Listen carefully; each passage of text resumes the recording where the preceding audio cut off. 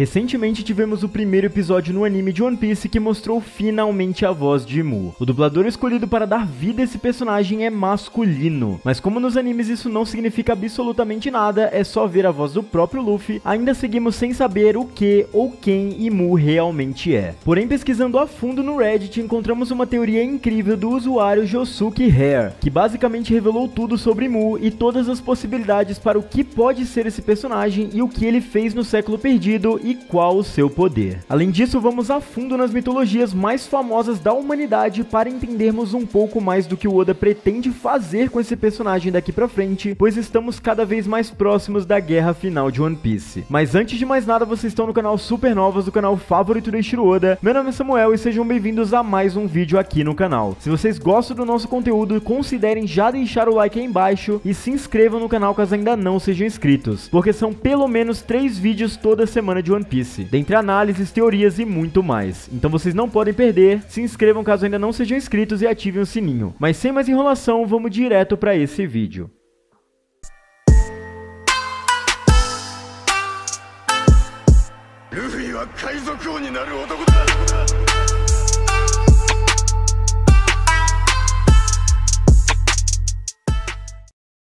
Essa teoria é baseada na possibilidade de o demônio do mar realmente existir, e ele ser a mãe natureza mencionada por Vegapunk. Mas antes, vamos relembrar o que sabemos sobre Mu, porque tudo isso vai ser fundamental para entendermos essa teoria. Sua primeira aparição é no Reverie. O kanji traduzido literalmente significa Conselho Mundial, que é um evento que reúne 50 líderes mundiais das nações afiliadas. Ele apareceu pela primeira vez no capítulo 906, segurando os pôsteres de procurado de Luffy, subiu uma escada e abriu um cofre que levava um chapéu de palha gigante. Antes disso, Doflamingo disse que um assassino foi enviado atrás dele e disse, para ter certeza de que não vou revelar segredos do tesouro escondido de Mary Joa. Nós o vemos novamente durante o capítulo 908. Ele aparentemente rasgou as fotos de Barba Negra, Luffy e Shirahoshi como espada, e estava segurando a foto de Vivi na mão. Algo que gostaríamos de acrescentar é que Shanks apareceu diante dos Gorosei no capítulo anterior e disse, preciso falar sobre um certo pirata. E Mu sobe no trono vazio e se senta nele. Os Gorosei então dizem, você decidiu outra luz para ser apagada da história? Nesse ponto é bastante óbvio que One Piece é inspirado na história da vida real. Há alguns paralelos óbvios que podemos traçar entre a soberania de Mu e a história real, mais especificamente com 3 figuras: Siddhartha Gautama, o Buda, o fundador do budismo, Indra, o rei dos deuses na mitologia hindu, e Manu, o progenitor dos humanos na mitologia hindu. Vamos falar sobre eles ao longo do vídeo inteiro para entendermos sobre a real origem de Mu e o seu propósito para o final da obra. Primeiramente, acho que é bastante óbvio que Mu é imortal. Sabemos que a Ope no Mi pode realizar a cirurgia perene e acredito que Mu foi mantido vivo há 800 anos, desde o século vazio, ao realizar aquela cirurgia nele. E Mu seria inspirado em Indra, o rei dos deuses, e acho que isso contribui para um simbolismo realmente muito grande, já que Mu é o soberano supremo dos deuses em One Piece, os Tenryubitos. Indra é o grande guerreiro que conquista os antideuses, aquele que derrota inúmeros inimigos sobre-humanos e humanos, mais notavelmente o dragão Vritara, um dragão acusado de acumular as águas e esconder o sol. Indra também bebe o elixir da imortalidade. Como Mu está vivo há séculos, ele supervisionou e executou a derrota de Joy Boy e a queda e erradicação histórica do reino antigo. E Mu estava olhando para as fotos de Shirahoshi, Barba Negra, Luffy e Vivi. Ele manipulou e testemunhou a história ao longo de centenas e centenas de anos, portanto é capaz de perceber as tendências que se desenrolam diante de seus olhos. Luffy carrega a mesma ideologia do homem que ele derrotou há 800 anos, Joy Boy. O professor Clover menciona durante sua conversa com Gorosei que as próprias ideias que o antigo reino perpetuou eram uma ameaça ao governo mundial. Shirahoshi é a atual reencarnação da antiga sereia soberana princesa Poseidon, que era aliada de Joy Boy, já que a ilha dos tritões abriga um Poneglyph. Vivi, a princesa de Alabasta, é um pouco complicada. Sabemos que o reino de Alabasta se recusou a se mudar para Mary Joa e foi rotulado como traidor.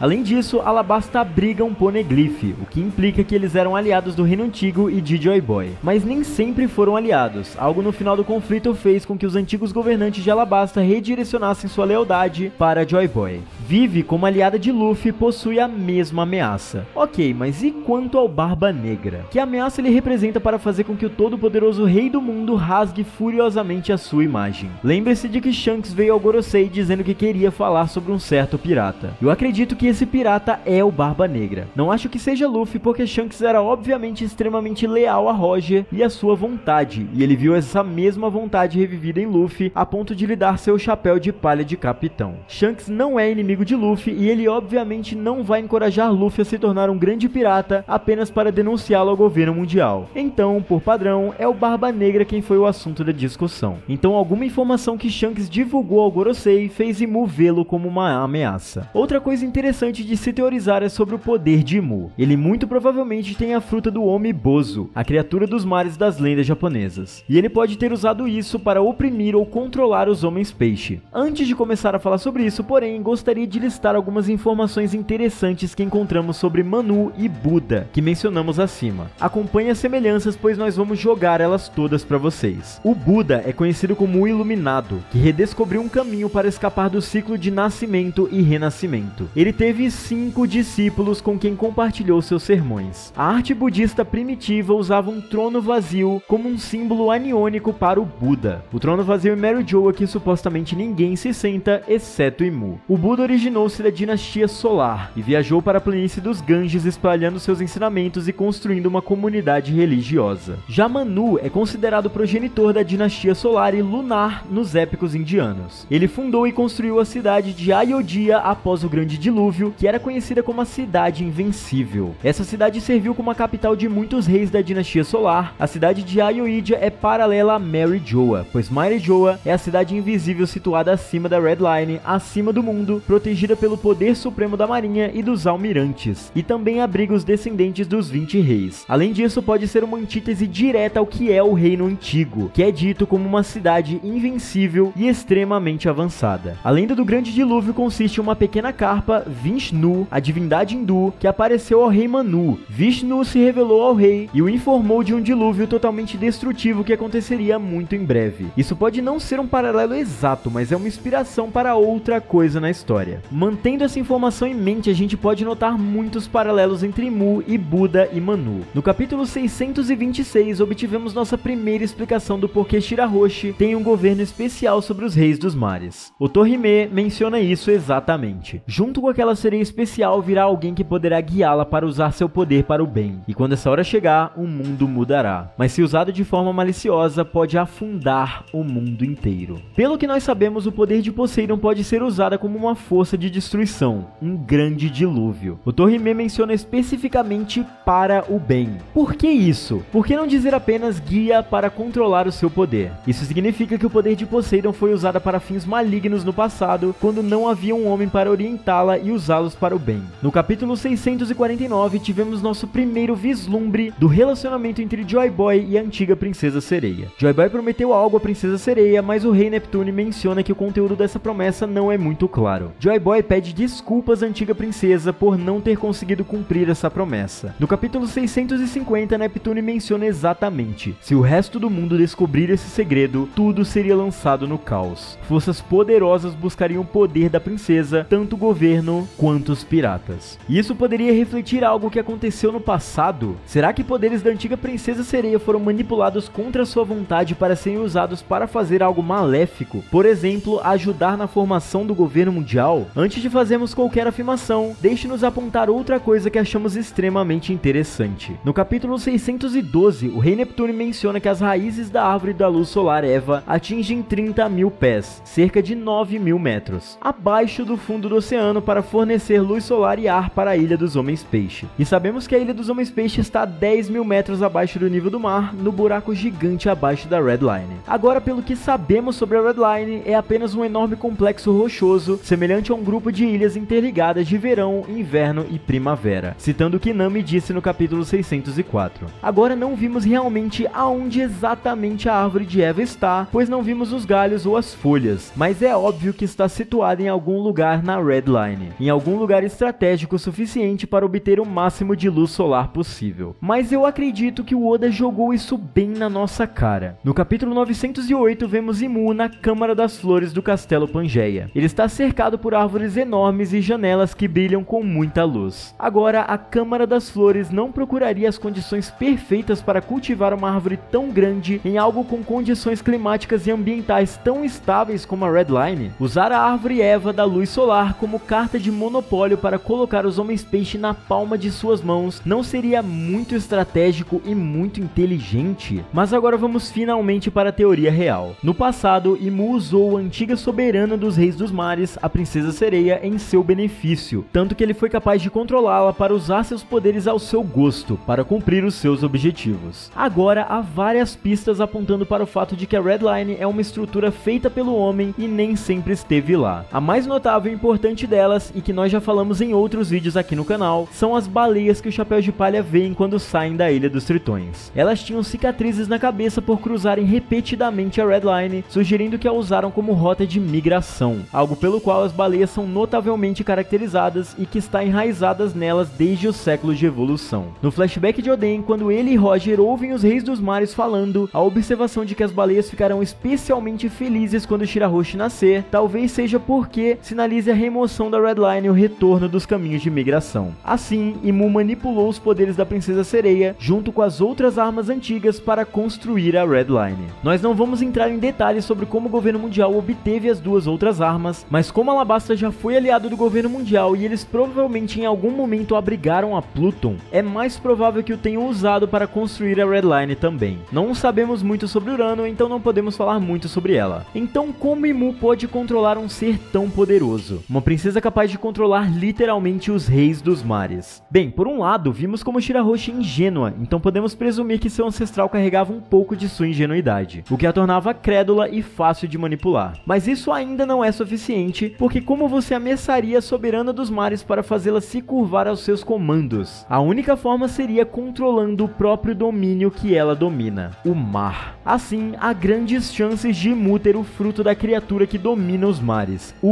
Umiboso. A Red Line é colocada de forma que fique cercada de água do mar de todas as direções. E o que vimos através de Pika em Dressrosa é que quando os usuários de Akumas no Mi, alguns Paramécia e todos os Logia estão rodeados por seu elemento natural, eles são 10 vezes mais poderosos. Então Imu teria a única fruta dentre todas as outras que não só pode ter contato com a água, mas fica mais forte na presença dela. E é por isso que Imu fica recluso no Castelo Pangeia, pois se ele sair de lá, irá libertar todo o seu poder. Gostaria de voltar à história que contamos anteriormente sobre o rei Manu, o grande dilúvio. Vishnu, a divindade hindu, avisou a Manu sobre uma grande inundação que estava chegando. E não faria sentido que a antiga princesa sereia, que estava trabalhando com Imu contra sua vontade, soubesse de alguma forma que Imu iria liderar algum tipo de ataque a Joy Boy e ao reino antigo e informá-lo com antecedência sobre isso. Isso não daria a Joy Boy tempo suficiente para construir os poneglyphs e espalhá-los pelo mundo, bem como a construção da Noah. Poderia a promessa ter sido que ele libertaria a princesa sereia e o povo dos Tritões e ajudaria-os a usar seu poder para o bem, mas como o antigo reino perdeu o conflito, ele falhou nessa promessa? Nós acreditamos muito que sim. Porque os homens-peixe que deveriam poder navegar livremente pelos mares são tão antagonizados no mundo de One Piece? Pode-se dizer que o governo mundial é muito cruel, mas é preciso entender que estamos vendo o mundo pelas lentes do governo mundial. Imu poderia ter descoberto a traição da princesa sereia e posto fim à sua vida. E assim como a história do século vazio foi apagada e os D foram considerados inimigos de Deus, é inteiramente plausível que os homens-peixe tenham sido considerados maléficos também. Agora, esta é mais uma extensão de uma teoria muito especulativa, então vamos deixar mais para vocês opinarem. Mas não acreditamos que a Ilha dos Tritões seja uma estrutura natural. Cara, é uma bolha de 2 camadas flutuando no meio do oceano com terra presa dentro. Para ser bem sincero, parece que foi projetado especificamente para ser habitável por homens-peixe e mantê-los fora e longe da superfície. Se Imu realmente possui o poder de controlar os mares, então faz sentido que ele tenha sido capaz de criar tal estrutura abaixo da Red Line, de forma que seja habitável, para que quando e se nascer uma nova princesa sereia, o governo mundial possa tê-la na palma de suas mãos. Faz muito sentido, já que Imu esfaqueou a foto de Shirahoshi e Neptuno indicou que ninguém no mundo exterior sabe que existe um controlador dos reis dos mares, exceto Imu, quando ele testemunhou a antiga princesa sereia. Mas que razão Imu poderia ter para permanecer vivo todos esses anos para controlar a história por trás das sombras? Imu é mesmo humano? Ele é um dos 20 reis que ascenderam a Merujoa? Bem, pelo que vimos, Imu dita a ordem natural de One Piece, ele dita o que é certo ou errado e chegou a ponto de mudar a própria paisagem da Terra, e ele está escondido como uma força desconhecida. Essencialmente, Imu é uma força, a ordem natural, a mãe natureza, aquela que não precisa de meros prazeres do mundo mortal. um deus verdadeiro, diferente dos palhaços celestiais. Então, para se tornar essa força, ele precisaria de um rosto, e esse rosto escolhido foram os 20 reis. Ele viajou até eles como Buda e ofereceu-lhes uma proposta: tornem-se deuses, e ele seria a única sombra garantindo seu governo. Teremos que considerar aqui 3 possibilidades sobre quem ou o que Imu é. E dessa forma finalizamos essa teoria com a aparência e o poder desse personagem. Assim como Luffy é paralelo a Joy Boy, Imu poderia ter sido paralelo ao Barba Negra. Ele quer ter o mundo em suas mãos e controlá-lo, enquanto Joy Boy quer que todos sejam livres. Talvez Imu tenha aprendido que Joy Boy retornará no futuro, como Roger mencionou em Laugh Tale, e não suportasse morrer sem acabar com ele para sempre. Ele não pode deixar ninguém desafiar sua ordem natural. A segunda possibilidade é que Imu seja um Lunariano, e matou todos os de sua espécie para governar como Supremo. Big Mom mencionou no capítulo 1018 que King é o último de sua espécie. Agora, erradicar uma espécie inteira não é algo que você possa fazer da noite para o dia. Seria necessário um esforço organizacional, especialmente considerando quão poderosos os Lunarianos são, já que eles podem conjurar fogo e talvez eles possam voar. Os Lunarianos residiram na Red Line antes de Mary Jo existir. Isso aconteceria logo após a formação do governo mundial ou durante o século vazio. O governo mundial tem tentado ativamente destruir qualquer coisa relacionada ao século vazio, como vimos com Ohara, e essa é provavelmente a estratégia que eles usaram para causar o genocídio histórico que é o século vazio. Eles têm um governo inteiro dedicado a fazer isso. Portanto, é inteiramente plausível que Imu tenha ordenado a erradicação de seus irmãos para que ninguém conheça o seu segredo ou mesmo o desafie no poder. E é um belo paralelo com Indra, cujo maior feito é ter derrotado o dragão que controlava a água e encobria o sol. Talvez seja por isso que a Red Line foi construída e esse é o tesouro escondido de Mary Jo que Doflamingo mencionou. E ainda outro paralelo entre Imu e Manu. Manu herdou o reino da dinastia solar de seu pai, e foi ele quem construiu o Ayodhya. Sabemos que o usuário da Ope